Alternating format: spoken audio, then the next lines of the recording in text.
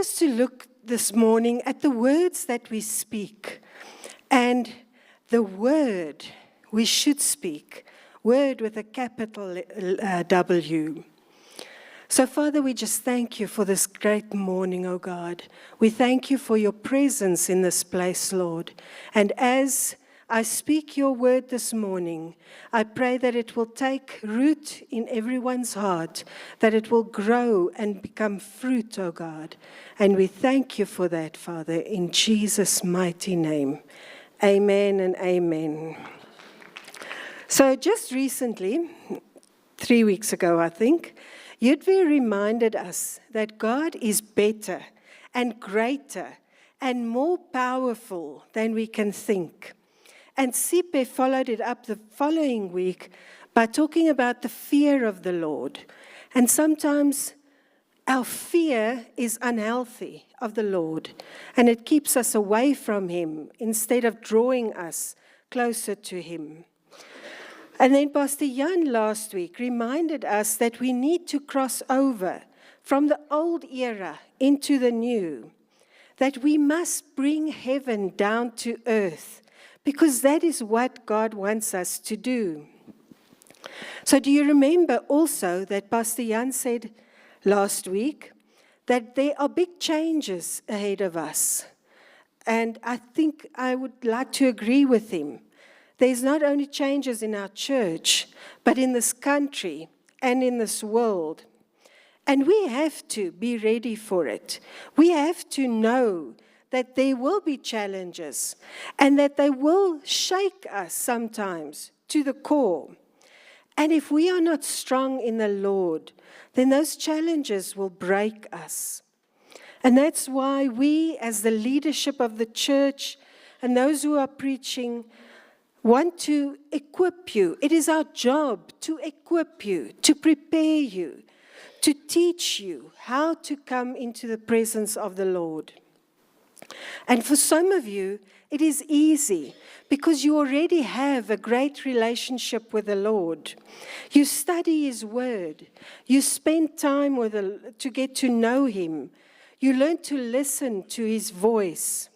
And that is great. That relationship, that intimacy with the Lord is what will sustain you in the difficult times. But for some of us, we're not there yet. We maybe come to church just because we feel that we have to. It's a habit. But we don't have that relationship with the Lord. And I want to strongly encourage you this morning, especially in the days that we live. I'm sure you've heard it so many times already, that we're living in the last of the last days. And we need to cultivate that relationship with the Lord. So what I want to show you from the word this morning is how we speak and how the word teaches us how we should speak. So let's go to the word. And we will do some scripture reading this morning. So are you ready up there? Okay. So in Romans 10, verse 17, we see that faith comes by hearing, and hearing by the word of God. To speak the word of God in our lives, over our lives, we need to believe. We need to have faith. We cannot do it without faith. And we need to know that God, what God said he will do, is what he will do, that he is not a liar, that he speaks the truth, that his promises are the truth. And this is a very important factor, that we need to have faith. The Bible says that each one of us has received a measure of faith, but we can strengthen our faith. We can build it up by practicing it, by praying for someone who's sick, by praying for yourself, and seeing how God does the work. And strengthening our faith comes by consistent prayer, daily immersion into his word, walking the discipleship journey with us, and learning new scriptures every week. It is extremely important to get to know the Word, because if we're going to learn to speak the Word, we must know the Word. And unless we have a photographic memory, I don't know if there's anybody like that here, we can't remember everything that we read in the Bible. But I strongly believe that once we have read it in the Bible, the Holy Spirit can bring any scripture to our remembrance. But we have to have read it. But then the Word of God also says that death and life are in the power of the tongue, and those who love it will eat its fruit. Proverbs 18, verse 21. What does that mean? It means that we can speak life or death over ourselves, over our families, over our health, over our wealth, over our children, and over our workplaces. I want you to see something very interesting here and very important. What we speak, what we say in an angry moment to our children or to whoever, it affects them. It affects not only their ears, it affects their souls.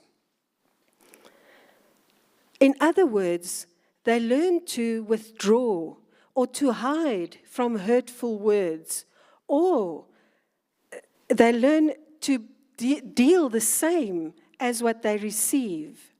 They learn to lash out the same as what they see you do.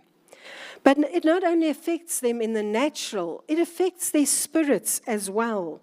It affects the atmosphere around them. It gives the enemy a portal to enter into that person's life and to start whispering the words that you have said in their ear over and over again.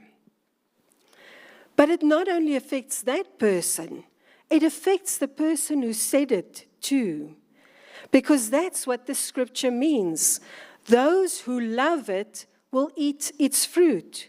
Those who love to speak hurtful and shameful words will in turn receive hurtful and shameful words. Those who speak love, compassion, encouragement will receive love, encouragement, and compassion. Because what we sow, we will reap. It is an eternal principle, and it cannot change. I want us all just to take a moment and reflect. What have I said to my wife, to my husband, to my children, to a dear friend this morning, last week, yesterday? What have I said to them, intentionally or unintentionally? Did I hurt them with the words I spoke? How can I fix it? The answer is repentance. Easy.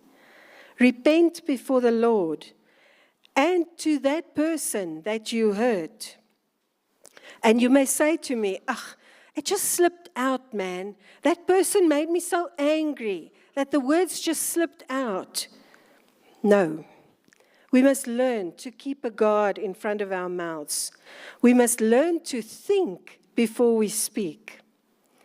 And maybe you don't even need to get angry. Maybe there is an anger inside of you that makes you say these things. And that's something you need to deal with. Take it to the Lord and ask Him to help you to make it right. But it's not only what we say to each other, it's what we speak over our situations.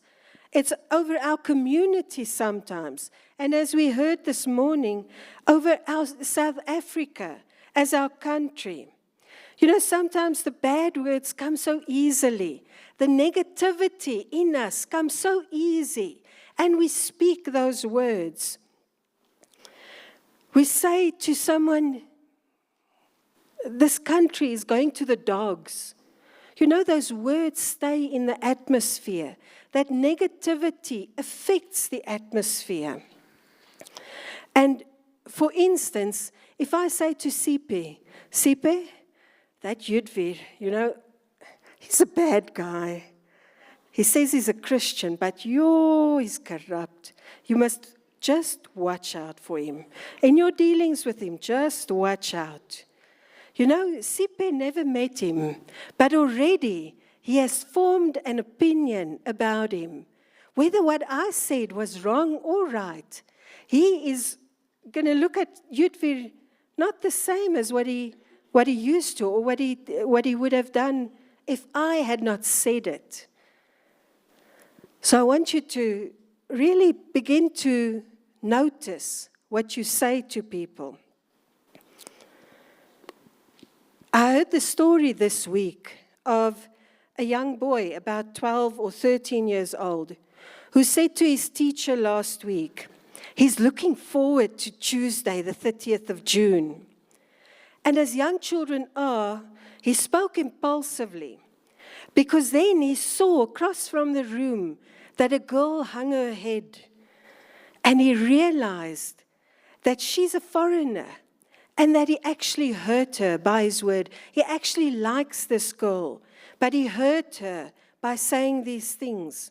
And he tried to backpedal and say, no, he didn't mean anything with it, but the words were out and the hurt was there.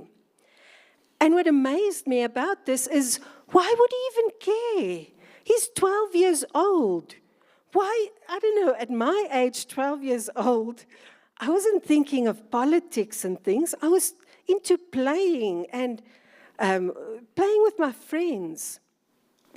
But because someone has conditioned him, someone in his life has spoken enough times, maybe unintentionally, maybe in front of him, that they didn't even know that he was there.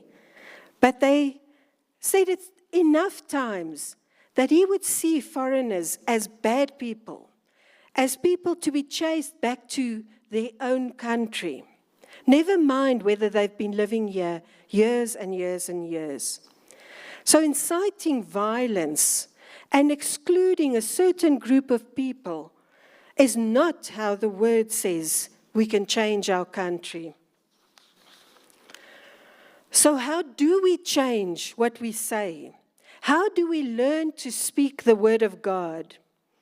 In Hebrews 4 verse 12, it says, for the word of God, this word, is living and powerful and sharper than any two-edged sword, piercing even to the division of soul and spirit, and of joints and marrow, and is a discerner of the thoughts and intents of the heart. The word of God is living. It's powerful. It's not a book about some old people and events thousands of years ago. Jesus said in John 1 verse 1, in the beginning was the Word, and the Word was with God, and the Word was God. So when we read this book, we can see Jesus sitting beside us and saying those words to us. The Apostle Paul explained that the Word of God is at work in those who believe. It's not just a book that we read. It's a book that is alive and it works in us.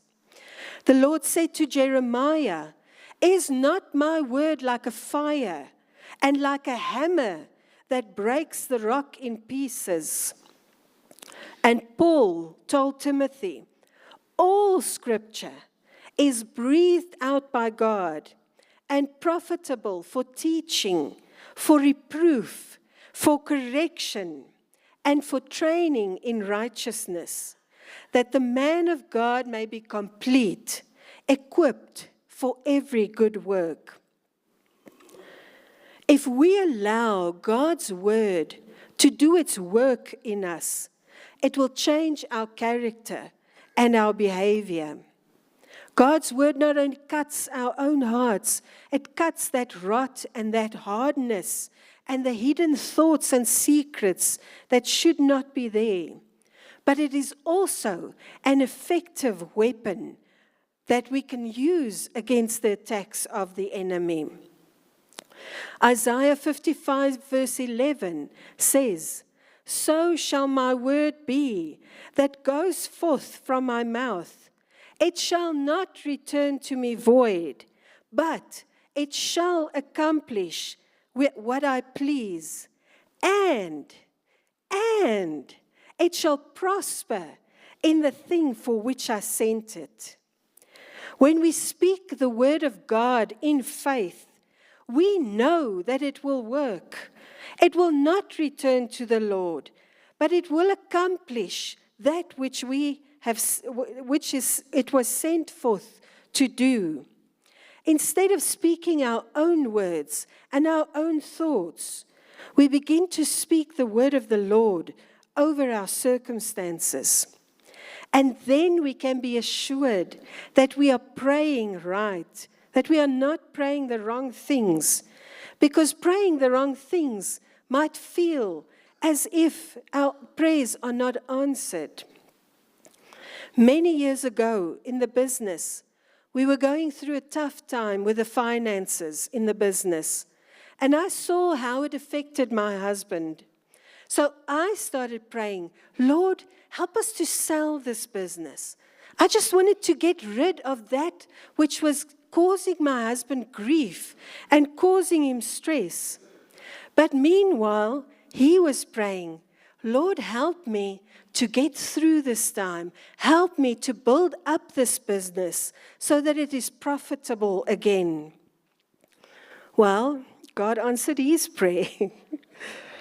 Because I just wanted to see my husband happy. I wanted to see him stress-free. I couldn't see the work that the Lord was doing in that difficult time. I couldn't see that he wanted to teach Pastor Leon about finances, about perseverance in the difficult times. So I just prayed, "Lord, let us just sell this business." So it could have felt to me like God isn't answering. God isn't even hearing what I'm saying. But it was not like that. God hears every prayer of ours. But God was establishing, accomplishing something in the plan that he has for us. But because I prayed my own desires, I didn't worry about what the Lord wanted. And obviously, it did not work out for me the way I thought it would. And we only realized a long time after that I was praying against my husband, actually. So that's why it's very important to speak the word over your situation. Because when you speak the word, you cannot go wrong. And let me assure you that there is a scripture for every situation that you face. But be careful. Don't be like me. Be careful not to use the scriptures to get your own desires. Pray what the Lord wants. Find out from the Lord what he wants and pray that. If you don't know what he wants, then you pray for guidance. You pray for wisdom. And you surrender your will to him. So you might say to me, "How do I know what words to say? Do I have to sit down and read through the Bible and see if there's a word or a verse or a something for the situation that I'm in? Do I have to sit? It's going to take me all day to go through the scriptures." But let me share a secret with you this morning. Those little devices that we've got that sometimes take our attention in church when we're supposed to listen to the preacher, those devices can be used for good as well. It's so easy to Google to get to the right scripture. And I encourage you this morning to use your quiet time, to begin to have a quiet time, to learn to speak the word over your situation, even if you have to write down the scriptures first. So I type in, for instance, scriptures about fear, and it brings up all the scriptures that speak about fear and finding peace in the presence of the Lord. But I must add there that I don't just pray then what AI says, but I go and actually physically look up the scripture and the verse. And if it's for fear, then scriptures like Psalm 91, he who dwells in the secret place of the Most High, he shall abide under the shadow of the Almighty. Abide means that we can live there, under the shadow of the Almighty. That whole psalm is so powerful to speak over yourself if you have a battle with fear. Or if you're exhausted, you're going through a difficult time at work, it's busy, and you just can't find rest. Isaiah 40, verse 31. But those who wait on the Lord shall renew their strength. They shall mount up with wings like eagles. They shall run and not be weary. They shall walk and not faint. I want you to know this morning that every prayer you utter is heard by God. But God himself said in James 5 verse 16, the effective, fervent prayer of a righteous man avails much. And you will hear, as I pray the word just now, that I've researched the scriptures and I've written them down. So I'm saying again, sometimes there's no time to read the scripture, look for the scripture. It's just time for, Son of God, have mercy on me. Then it's fine as well. But I want you to take time to begin to research the scriptures, for those scriptures that pertain to your life and your situation, and begin to speak them over yourself, your family, your workplace, the challenges that you face. You will see that as you do that, as you consistently take time to do that, to research, to speak the word, it will not only become part of you, but it will change you, and it will change your circumstances. So this morning, in closing, I want to pray. And I want you to feel the change in the atmosphere as I pray. Why do I say that? Because it's exactly what I said just now. God's word is alive. It is active. As I speak it forth this morning, it does not return to the Lord void, but it accomplishes that which it was sent forth to do. And as I pray, I want you to agree with me. I want you to, if you hear something that pertains to your situation, then agree with me in the Spirit. And I know that the Lord wants to do something in our hearts this morning. So let us pray. Let us stand.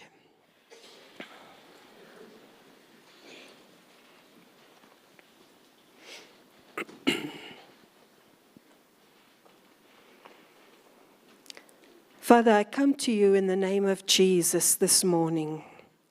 I declare that you are Almighty God, that you are the King of Kings and the Lord of Lords.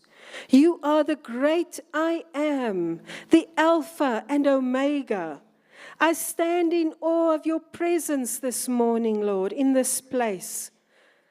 Father, we want to repent before you this morning. We repent where we have been disobedient to you, Lord. We repent for the things that we said and did, which were not of you. We repent for the hurt we caused. And we thank you, Father, for your forgiveness.